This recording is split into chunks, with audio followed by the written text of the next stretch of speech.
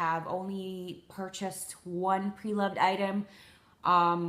The rest of my pre-loved items have been hand-me-downs by people in my life that have considered them to be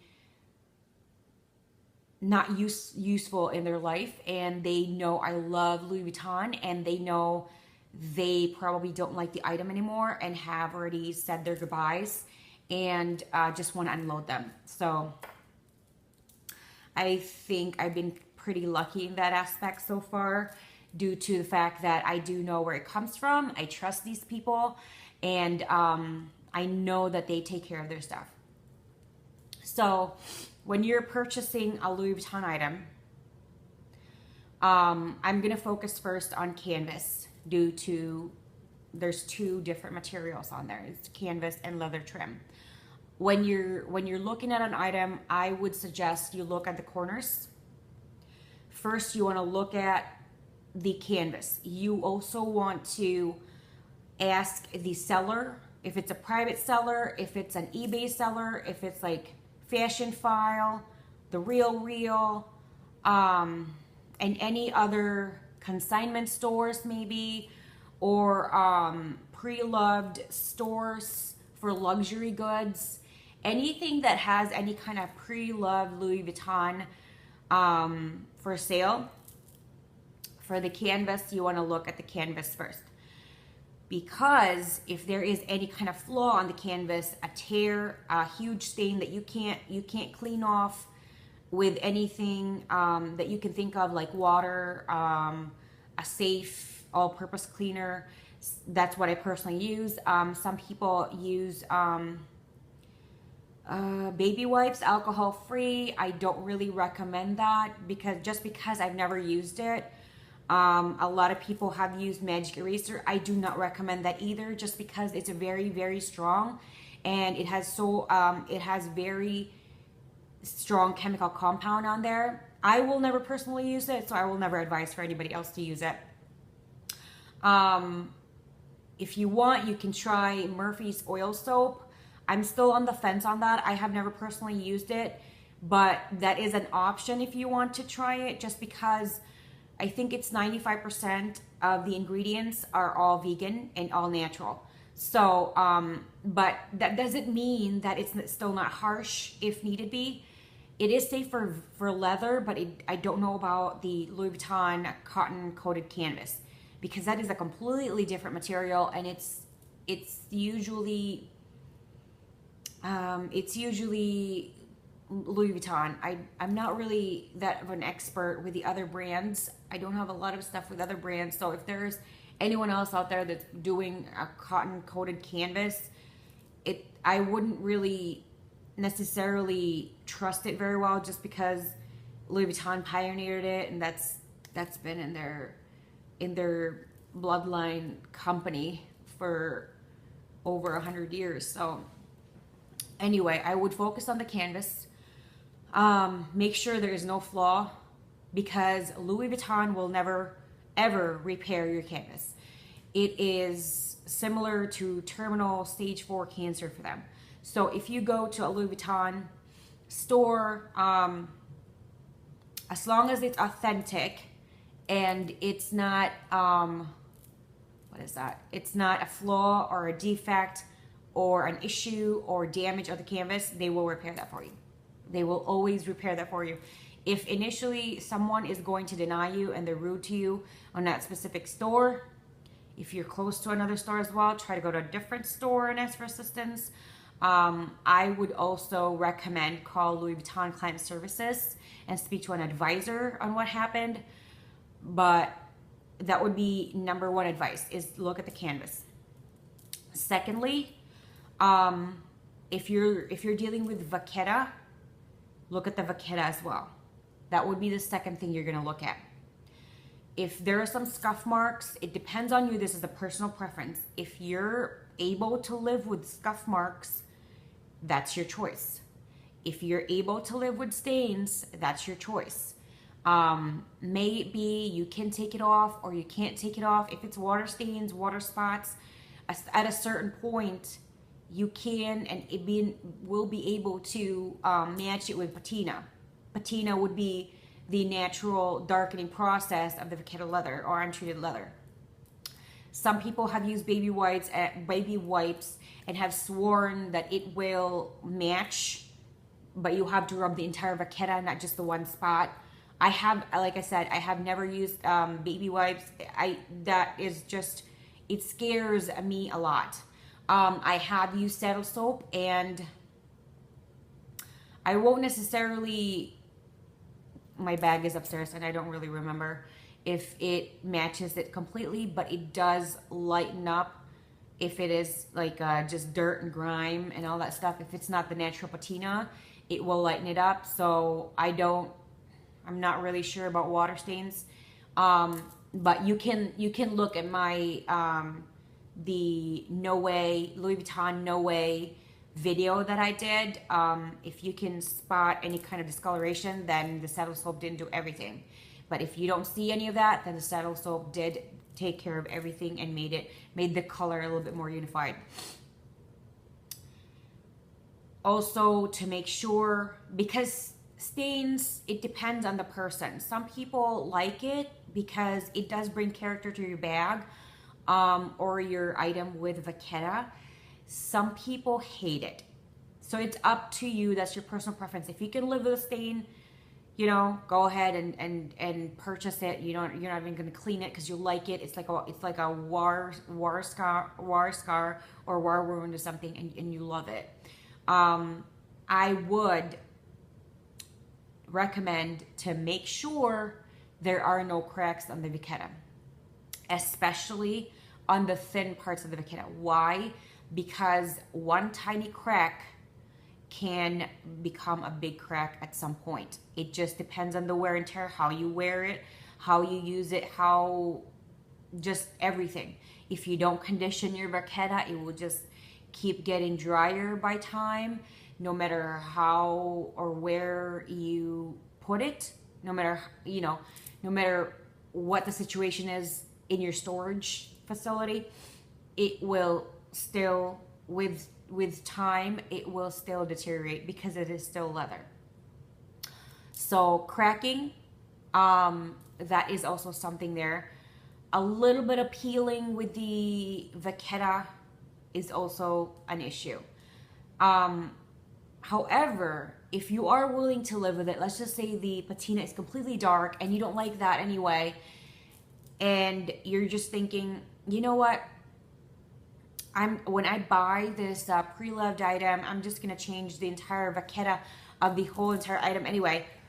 If you're one of those people, then go ahead and buy those, because I mean, if you're just gonna change the entire Vachetta of that entire piece, then the cracks don't matter. However, the cracks doesn't matter, I'm sorry. However, make sure that if there are cracks, and they are pretty deep, make sure underneath it the canvas is still intact and perfect. It is not cracked, it is not flawed, it is not about to crack or separate, because if it does, again, Louis Vuitton is not going to take care of that for you. They will not repair that at all. They won't even touch your Vachetta anymore. Okay, so just make sure this is for canvas, because most of my stuff is canvas, and my experience is really on canvas. So, excuse me. In regards to, so I'm going to translate that back and incorporate the other leathers for the other canvases. If there is a crack on the canvas, unless you want to buy it for craft, unless you're okay in having a hole and it's never going to be repaired ever, then go ahead if that's your personal preference. If you want the option to get it repaired, possibly in the future, make sure you double check and look at every single spot in the on the canvas. Make sure it's always on the edges, either the opening where the zipper is. If there is a Vachetta protection on the edge, then look at the Vachetta closely. If the bottom or the top or certain parts on the side, the edging doesn't have a lot of Vachetta, doesn't have Vachetta at all, or doesn't have any kind of leather protection, check on those as well. Also, in the lining, If you're the type of person that doesn't really care about staining in the lining, you care more about the odor of the bag outside and in. If there's a teeny tiny stain in the lining and you're fine with it, then you know you're fine with it. If there is a hole, it's ripping inside, it's peeling inside, and these are for certain items that do have linings that will peel through wear and tear. These are all repairable. So it's up to you if you want to purchase something that is either on the verge of needing a repair, or you want to shell out a little bit more money for something that will give you a little bit more time or years to come of more continuous wear and tear. Just make sure you look at everything. And there are certain designs that will have like thinner Vachetta parts. There are certain designs that will have less Vachetta parts. So, a lot of people are scared to use bags that have a lot of Vachetta.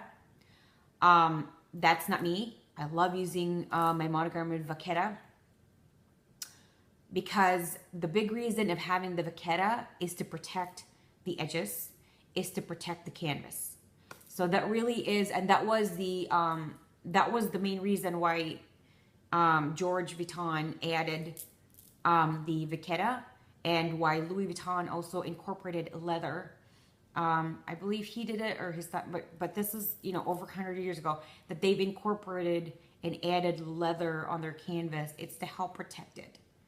So, I know I spoke a lot about Vachetta, but because Vachetta and treated leather, they're still leather, make sure you double check that. A little bit of wrinkling is fine, or a lot of wrinkling is fine. Wrinkling is okay.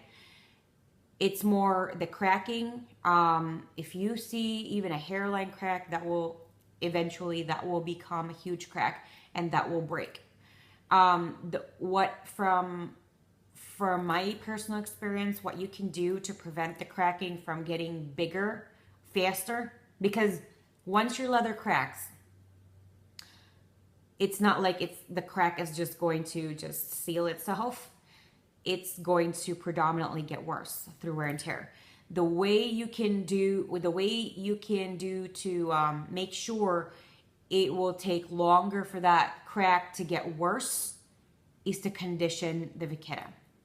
So if you want a vintage pre-loved item that you have joys of having at least a year, a few years, maybe 5 to 10 years of enjoyment without having to worry about cracks and repairs, make sure the only thing that it has that might be a flaw would be stains, would be discoloration, would be uneven patina, or wrinkling.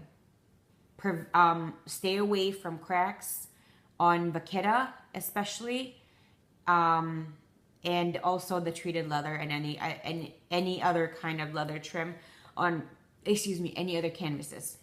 Treated leather, different kind of leather aside from Vachetta. So it's the Vachetta, all leather.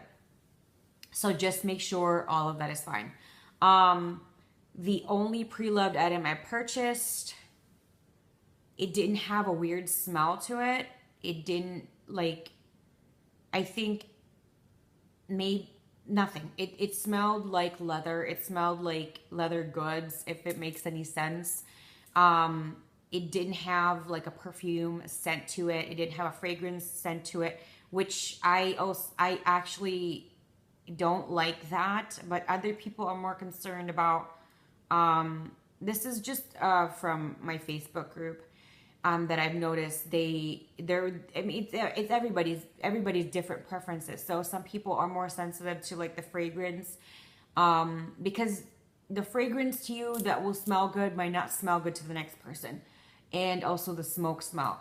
What I've seen is that if there's a smoke smell, it's somewhat harder to get rid of than just a fragrance. But I remember someone asking how to help them get rid of dryer sheets and fragrance stuck on their pre-loved item, and I didn't know what to do. I think I suggested, why don't you air it out and do stuff like this, and they've done that and it's still stuck there. So also pay attention to that, in case you're one of those people that would just say, well, it says it has some kind of weird odor to it, like fragrance or cigarette smoke, but the price is really unbeatable. Make sure you know what you're getting into, because you also have to invest on certain things like a deodorizer.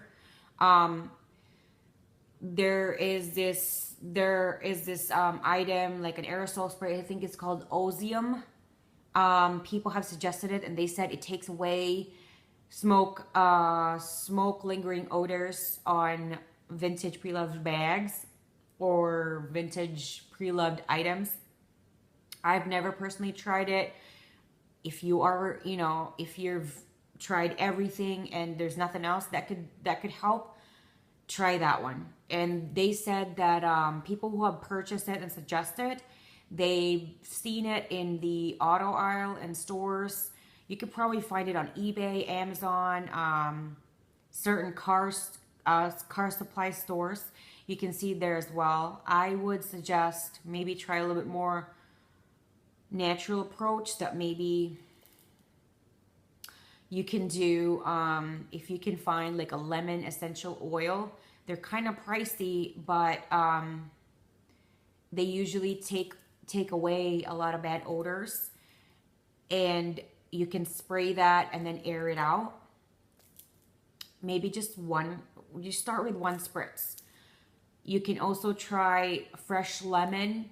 Make sure you put something underneath it. If it's a huge bag, maybe start with one lemon or two or three. You cut it up, you put something underneath it that is waterproof, that will not stain your bag, and try to make sure it's like siding, the open parts of the lemon are siding up, and you just put it inside the bag, and you put it in like a small space, and try to give it a day or a few hours, and if there's a little bit of improvement, maybe keep it for a day or two or maybe 3. You can try that route too. Baking soda, because baking soda does it's a natural deodorizer, and so is lemon. There's something about the lemon oil and the lemon juice and lemon oil together actually deodorizes stuff, as well as the lemon oil from the peel. So if you want to use just the lemon itself for something else, and you want to add the zest or the lemon peels in there, go ahead and do that. Make sure it's fresh. Make sure it's not like you let it dry out for 5 days after you've used all of the lemon inside. Make sure you freshly cut it. If you want to just use the juice, you don't want to use that.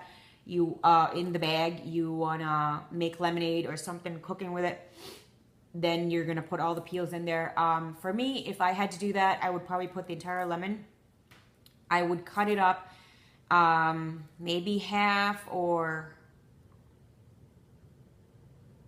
maybe in quarters. I would cut it up. I would put something underneath it that would make sure it would absorb any kind of dripping, like from the juice. So a few layers possibly, or 2 layers that I would, or maybe just a microfiber, a thick cloth that I would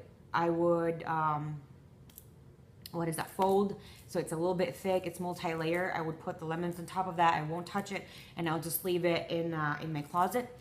If it is a smaller item, like a mini pochette or a wallet or a cosmetic case, or some SOGs or small leather goods,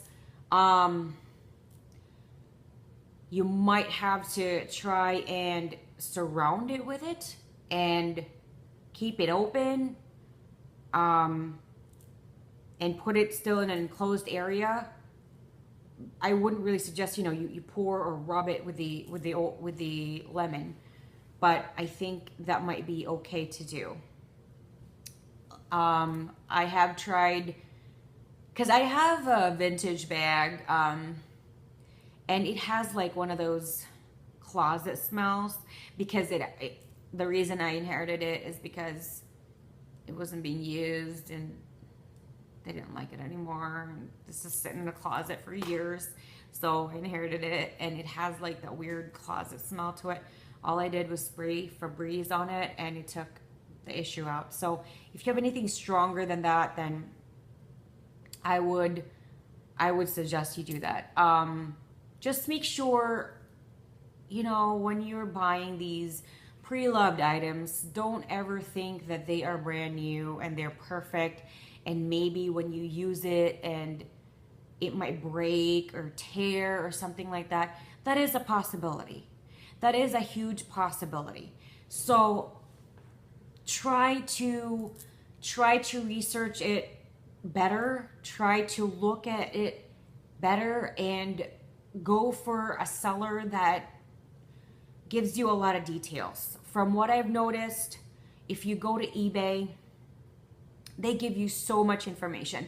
I tried going to Fashion File. I believe someone was asking about an item in Fashion File, and I went there, and it doesn't really give you that much information of where a lot of eBay sellers do. And you know, details, I mean, details are very important, especially for something that is not brand new, because you want to know every single flaw, if you're able to live with it or not, and every single good part of it, if that's good enough for you.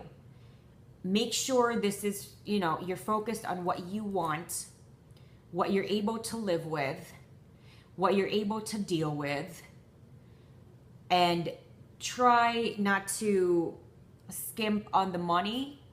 Let's just say this item is $200 and it, you know, it looks like it went through the ringer, and then you buy it and you're so miserable because you feel like it's junk,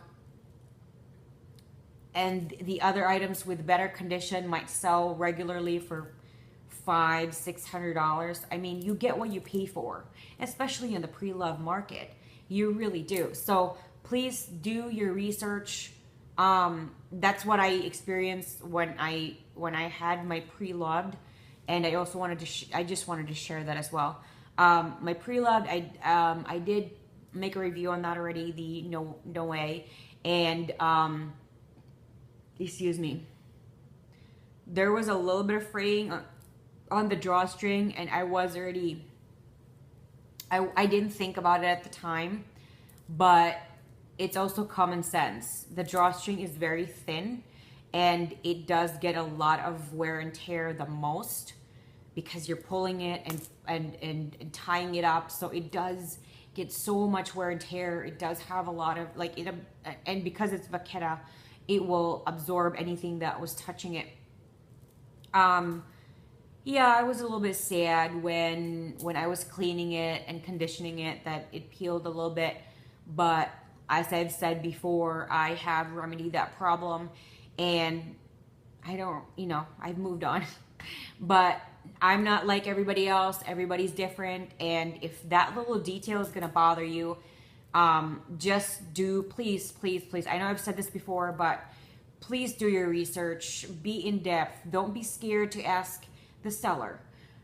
Can you provide me more pictures? Can you tell me more issues that you haven't mentioned? What does this smell like? Are there more cracks than you haven't shared? You know, stuff like that. That the most helpful sellers would be, I would actually advise for you to go with those. There are certain sellers that might provide maybe 4 pictures, might provide very, very small information like a paragraph or 2 liners, or, you know, just not very in-depth. I mean, me personally, I won't buy from them. If I will want to buy another pre-loved, buy it from a stranger or a private seller, I wouldn't go with those people. But that is for me, my personal preference. My reason for that is that if you're not going to be in-depth about it, What else might be something that you're missing or you're hiding? It could be either or, because you have to think about it. You've never met these people before. And there are certain people that even if you meet them one time, they're still strangers to you when you still buy it from them. So sometimes if they don't believe it's a flaw and they don't disclose that, it's because it's either one of two things. Either they really don't believe it's a flaw, or secondly, they're being dishonest. So as much as possible, do your research, get a lot of information. If something inside of you tells you it feels off and I want to know more, I want to ask for more pictures, I want to ask for more information, go ahead and do that. It's your prerogative to do that before you purchase anything. Follow your instincts, follow your gut, because that is in there for you to follow. So I hope this was helpful. I hope you enjoyed my video, and thank you so much for watching. If you have any questions, suggestions, comments, or you just want to say hi, I would love all of that. Hopefully they're all positive. And if you enjoyed my video, I have other videos there. And hopefully you're going to watch my other videos as well. If you enjoy this and want to see more, please hit the subscribe button. It's that horizontal red box down below. And I would love for you to join my channel. Thank you so much for your time, and thank you so much for watching my video. I hope you have a wonderful rest of your day. Bye.